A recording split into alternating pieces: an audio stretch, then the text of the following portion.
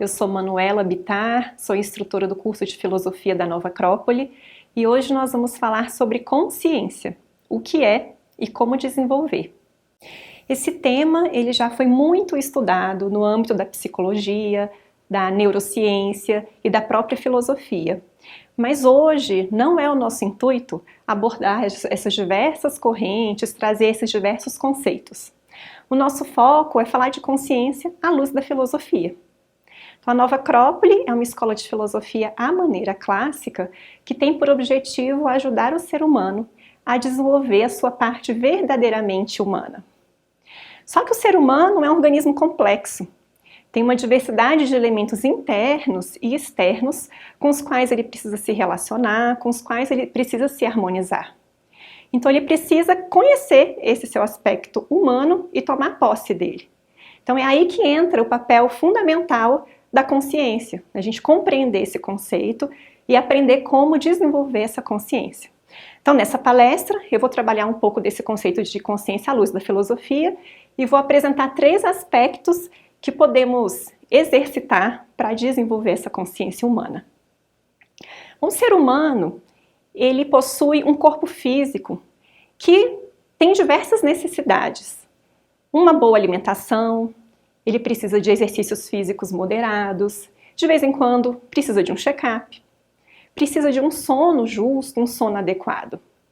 E nós temos uma expectativa de que se atendermos todas essas necessidades, vamos ter um corpo saudável por um bom tempo da nossa vida. Só que cuidar desse corpo exige tempo, exige dedicação, exige esforço. Para além desse corpo físico, nós temos uma família. Uma família com tios, avós, primos, sobrinhos, filhos, netos. Cada um com o seu temperamento, cada um com o seu modo de ver a vida. E se relacionar com cada um desses familiares exige esforço, exige dedicação, atenção, e isso demanda tempo, demanda energia. E para além da nossa família, nós temos também os nossos amigos, também com uma diversidade de temperamentos, gostos, e nós temos uma expectativa em relação à nossa família e em relação aos nossos amigos. Queremos que eles sejam felizes, queremos que a gente permaneça unido por o maior tempo possível. Mas para além de todas essas pessoas, nós temos também o nosso estudo, o nosso trabalho, que também demanda tempo, que também demanda energia. E nós temos expectativas em relação ao nosso estudo, que a gente possa se qualificar para conseguir um bom emprego. E tenho expectativa em relação ao meu trabalho, que eu consiga uma compensação financeira, um reconhecimento profissional. E essas áreas também têm uma expectativa em relação a mim. Que eu seja produtivo, que eu consiga trazer soluções inteligentes para os problemas que vão surgindo. E atender todas essas expectativas exige tempo, dedicação e esforço. Só que para além de tudo isso, a gente também vive em sociedade. Então nós temos um convívio social. Então nós temos o trânsito, que às vezes está congestionado, a gente precisa ir ao banco, que às vezes está com uma fila grande. E isso exige tempo, exige esforço para que a gente possa se relacionar bem com o trânsito congestionado, com o atendente do supermercado. E a gente também precisa de um momento de diversão, de lazer, e a gente precisa encontrar um tempo na nossa rotina para isso. Então são diversas áreas da nossa vida que tornam o ser humano um ser complexo. Mas será que a gente tem tempo, energia, para conseguir atender todas essas demandas e todas as expectativas que surgem dessas áreas da nossa vida? Então, normalmente, a gente acaba selecionando algumas dessas áreas e a gente deixa as outras meio de ladinho, meio esquecidas. Então, a gente começa a se dedicar, às vezes, à família, ao trabalho e esquece as outras áreas. E aí pode ser que venha aquela sensação de que está sempre faltando algo. Tem sempre algo precisando ser atendido e que eu não consigo tempo, não consigo dar atenção a essas outras áreas da minha vida. E aí, nesse processo de escolher algumas áreas para atender, eu começo a me identificar com alguns papéis. Então, na minha família, eu me identifico com o papel de filha ou de mãe. E aí, enquanto eu estou na minha família, eu tento atender as expectativas da minha família. E aí eu saio da minha casa, deixo o meu papel de mãe ali. E agora eu vou para o meu trabalho e vou exercer um outro papel, o papel de profissional. E ali eu tento atender as expectativas no meu trabalho. Saio do meu trabalho, vou encontrar os meus amigos. E agora eu estou exercendo um outro papel, o papel de amigo. E aí eu fico pulando de papel em papel. E pode ser que chegue um momento que eu não sei mais quem eu sou. Eu começo a me identificar com essas diversas necessidades da minha vida e esqueço que por trás de tudo isso há algo mais eterno, mais profundo e verdadeiro que precisa se expressar para que o ser humano se realize. E o que ocorre é que quando a gente começa a se identificar com essas diversas áreas da nossa vida, a gente está construindo a nossa casa em bases muito frágeis, em bases que são mutáveis, passageiras. Então, se eu me identifico com o meu trabalho e coloco ali o meu sentido de vida, se eu perco o meu emprego, porque eu fui demitido ou porque eu me aposentei, eu me perco junto. Se eu coloco o meu sentido de vida na minha relação com os meus amigos, se eu perco os meus amigos, eu me perco junto. Então o ser humano, para se realizar, ele precisaria encontrar um ponto mais sólido, onde ele possa construir a sua casa. Colocar o seu centro de vida, o seu sentido de vida em algo mais profundo e mais eterno. Então imaginem uma esfera. Na superfície, na periferia da esfera, estariam essas diversas áreas da nossa vida, com as quais acabamos nos identificando. E no centro da esfera estaria esse nosso aspecto mais eterno, mais profundo, que seriam os nossos valores e os nossos princípios.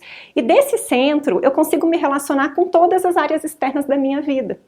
A partir desse centro, eu consigo unificar as diversas áreas da minha vida. Então esse centro seria como um farol. Um farol que é alto, vertical, que está próximo ao sol. Então esse farol é essa nossa parte interna mais elevada, que reflete a luz da bondade, a luz da generosidade e que vai iluminar os diversos aspectos da minha vida. Então, quando o meu trabalho me demanda, se eu estou nesse meu centro, nesse meu farol, eu jogo luz. E aí eu consigo, com os olhos da bondade, da justiça, verificar se eu realmente preciso dedicar mais tempo ao meu trabalho. Ou se basta eu estar menos disperso, estar mais atento no meu trabalho. Se eu estou num convívio com os amigos e algum amigo me distrata, se eu estou no meu centro, desse meu centro eu jogo luz naquela relação. E aí eu consigo iluminar não só aquele aspecto grosseiro do meu amigo, eu consigo ver todas as qualidades que ele tem. E aí eu posso me relacionar com ele através dessas qualidades, dessas virtudes que ele tem. E encontro esse ponto de harmonia com o meu amigo. E o que é interessante nisso tudo, quando estamos no centro, é que uma experiência que eu adquiro com o meu amigo, que me distratou, eu sintetizo onde? No centro. Então eu vivo essa experiência na periferia e trago o aprendizado para o centro. E esse aprendizado agora eu posso usar na minha família, eu posso usar no meu ambiente de trabalho, de forma que eu vou unificando todos os aspectos da minha vida. Se eu estou vivendo na superfície da minha esfera, eu estou vivendo um tempo cronológico, em que eu fico migrando de um ponto ao outro, tentando atender essas diversas necessidades da minha vida externa e sendo engolido por esse tempo. Mas se eu estou no centro da minha esfera, eu passo a viver um tempo consciência, em que tem um alcance de eternidade, porque eu estou em contato com a minha parte eterna. Então, em termos práticos, seria mais ou menos assim. Eu estou estudando para passar no vestibular. E aí eu tenho uma grande quantidade de conteúdo e em pouco tempo eu preciso vencê-lo para poder conquistar a minha aprovação no vestibular. Então, se eu estou fixado somente nesse meu resultado, eu sou engolido pelo tempo. Mas se eu estou presente, se eu estou consciente no meu estudo, eu já tenho tudo. Eu não dependo de um resultado para me realizar, para ser feliz. Então eu saio desse tempo cronológico e eu passo a viver esse tempo consciência. E o resultado, se eu passei ou não no vestibular, vai ser apenas uma consequência, mas que não vai mudar o meu grau de realização humana. Por quê? Porque o meu ser participou daquele momento. Então tudo já estava presente, eu não precisava de mais nada. Mas conseguimos ser 100% bondosos? 100% generosos, justos? Então o que acontece é que a gente tem uma dificuldade de encontrar esse centro e de permanecer nele. Então a gente acaba se deslocando para a periferia e se identificando com alguma área externa da nossa vida.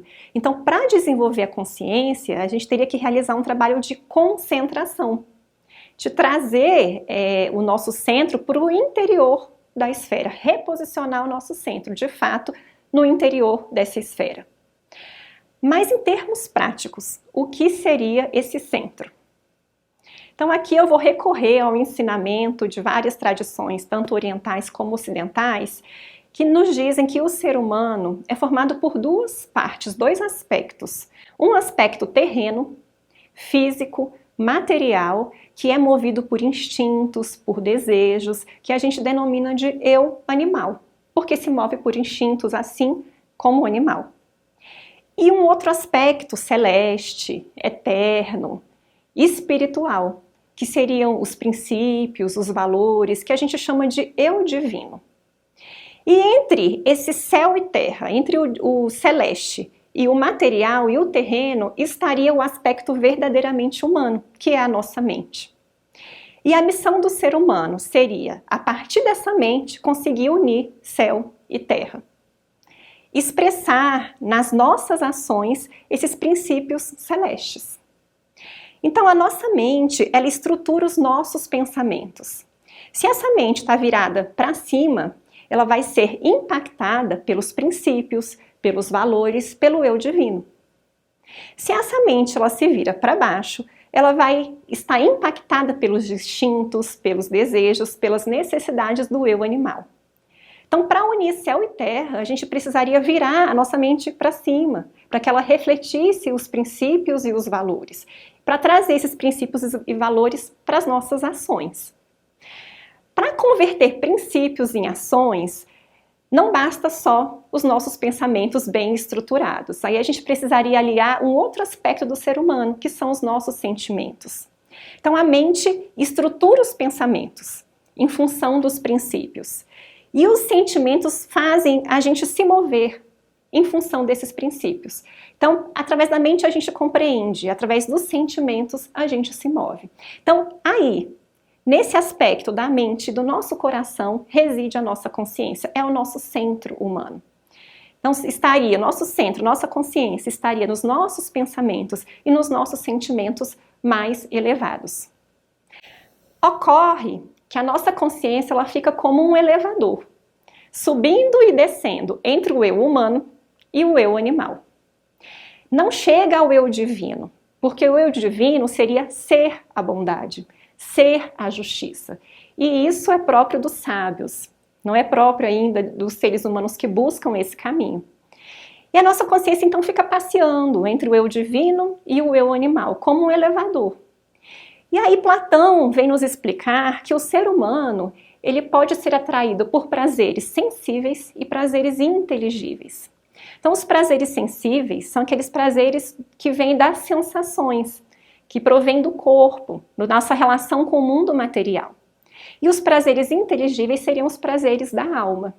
Então a gente fica nesse elevador se movendo em função desses prazeres, ora da alma e ora do mundo material, os prazeres sensíveis. Então seria mais ou menos assim. Um nosso amigo nos convida para fazer uma refeição, comer de repente uma feijoada num domingo, ou uma outra refeição qualquer. E aí a gente começa a pensar no sabor da feijoada. E a gente fica ali desfrutando desse prazer sensível, o prazer de sentir o sabor do alimento. E almoçamos juntos e esse prazer dura até o momento em que eu tenho a minha fome saciada. E aí eu desfrutei do meu prazer sensível. Se depois dessa refeição esse mesmo amigo chega e fala assim, vamos ali fazer um trabalho voluntário, que tem pessoas precisando de ajuda, e a gente vai por amor, agora a gente vai desfrutar do prazer inteligível, que é o prazer da alma. E pode ser que esse prazer dure muito mais do que o simples ato, do que o simples trabalho voluntário. Às vezes ele dura por dias, ele alimenta a nossa alma por dias. Então Platão fala que a gente precisaria desenvolver os prazeres inteligíveis e trazer junto esses prazeres sensíveis, porque os prazeres inteligíveis são os prazeres próprios do eu humano, da nossa alma. Então a nossa consciência fica nesse elevador, ora se identifica com os aspectos materiais e se move pelos prazeres sensíveis, ora se identifica com aspectos mais elevados e se move por prazeres inteligíveis. Então, tô lá eu no meu almoço e eu resolvo me levantar da mesa e bato o meu dedinho do pé. E aí vem aquela dor. Aí minha consciência vai para onde? Para o meu dedinho do pé. Ela estava ali na minha fome, aí a consciência agora está no dedinho do pé, ou seja, está no meu corpo. Se eu estou no meu centro, no meu farol, eu consigo iluminar essa dor, eu consigo iluminar essa situação e procurar uma resposta mais justa. Preciso fazer uma massagem, colocar um gelo. Agora, se eu passo a me identificar com essa dor, eu vou ficar ali sentindo essa dor, vou ficar ali chateado, vou ficar preso nessa situação.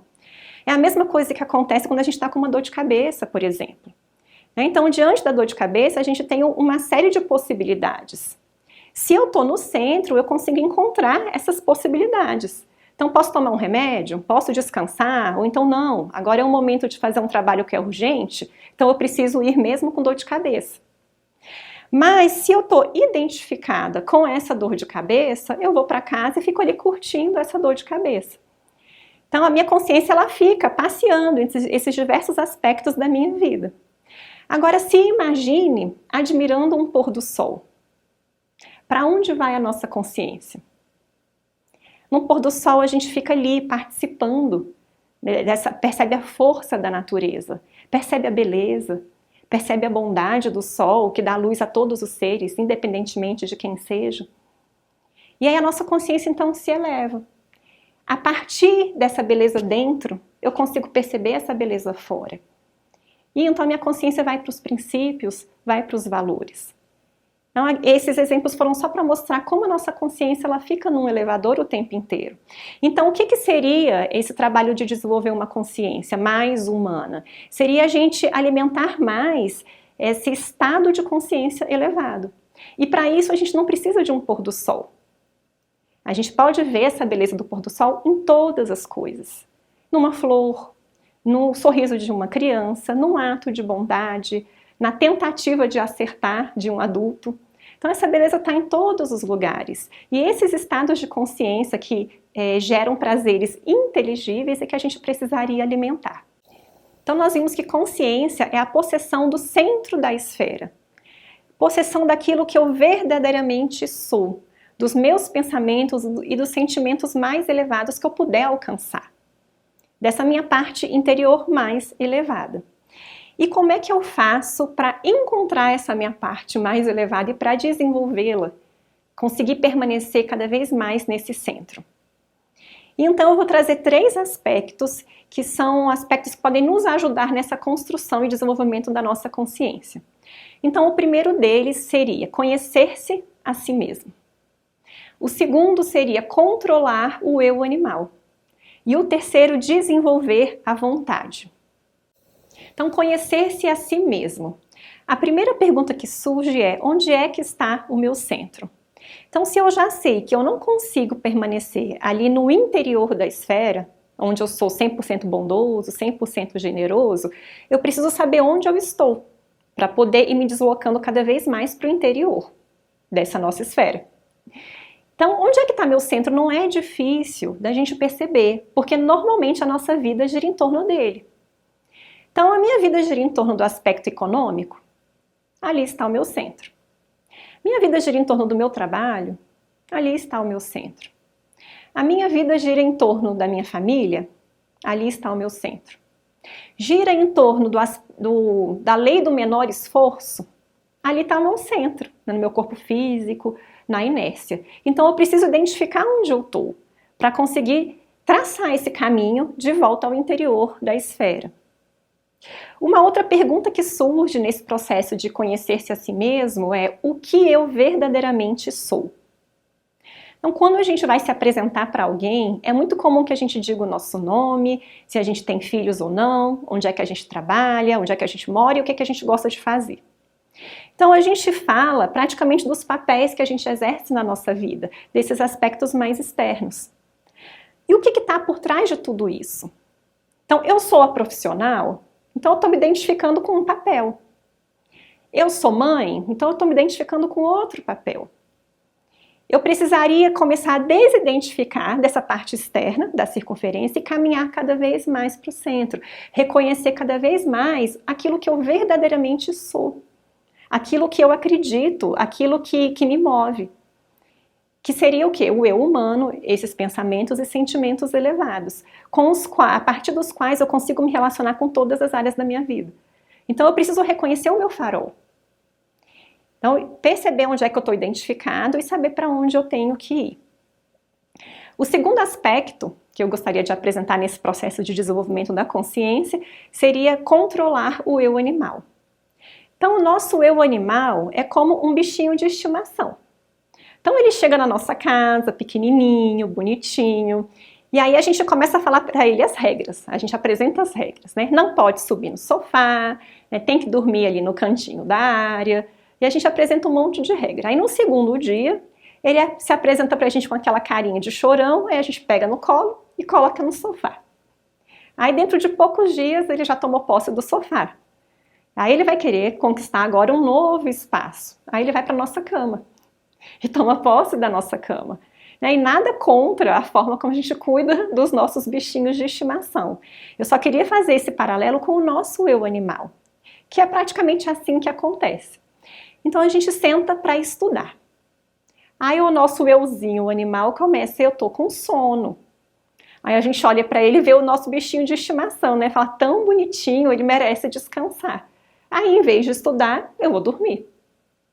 Aí eu acordo e digo, não, agora eu preciso trabalhar. Aí eu sento para trabalhar. Aí o nosso euzinho animal fala assim, eu tô com fome. Aí a gente olha para o nosso euzinho, né, nosso bichinho de estimação, e fala assim, não posso deixar ele com fome. E aí levanto, não trabalho e vou lanchar primeiro. Então, controlar o nosso eu animal seria como domesticar um bichinho de estimação. Exige esforço e exige dedicação. Então a gente vai precisar às vezes dizer não. Então o eu humano senta para estudar e o eu animal começa, tô com sono, a gente pode dizer para ele, olha, daqui a pouco é o momento de você descansar. Então o que é o eu humano? Aplicando a justiça. Então há a hora para o estudo, a hora para o trabalho, a hora para o descanso e a hora para a alimentação. E se eu me alimento e descanso no momento justo, eu vou ter um momento muito mais prazeroso. O meu sono vai ser muito mais renovador, a minha alimentação vai ser muito mais prazerosa. Por quê? Porque a justiça está participando desses momentos. Então o meu humano está presente e eu me completo. Eu alimento o meu eu humano e o meu animal ao mesmo tempo. Mas para isso eu preciso educá-lo. Se eu não domestico esse meu eu animal, ele cresce, ele vai virando uma fera e daqui a pouco eu perco o controle sobre ele. Então, educá-lo exige esforço e exige dedicação. E aí vem o nosso terceiro aspecto que a gente precisaria desenvolver, que seria a vontade. Então, eu passei a vida inteira alimentando o meu eu animal, movido por desejos, por instintos, e para romper essa mecanicidade, esse automatismo, vou ter que fazer uso da vontade. O que seria a vontade no nível humano? Seria um grau elevado do querer. Aprender a gostar do que é bom, aprender a gostar do belo, do justo, do verdadeiro. Então, por que eu não consigo vencer o hábito da preguiça, o vício da preguiça? Porque eu aprendi a gostar da preguiça. E para vencer a preguiça, agora eu vou ter que aprender a gostar de outros valores, de outros princípios mais elevados. Por que eu não consigo vencer o hábito da gula? Porque eu aprendi a gostar da gula. E para vencer isso, eu vou ter que aprender a gostar de algo mais elevado.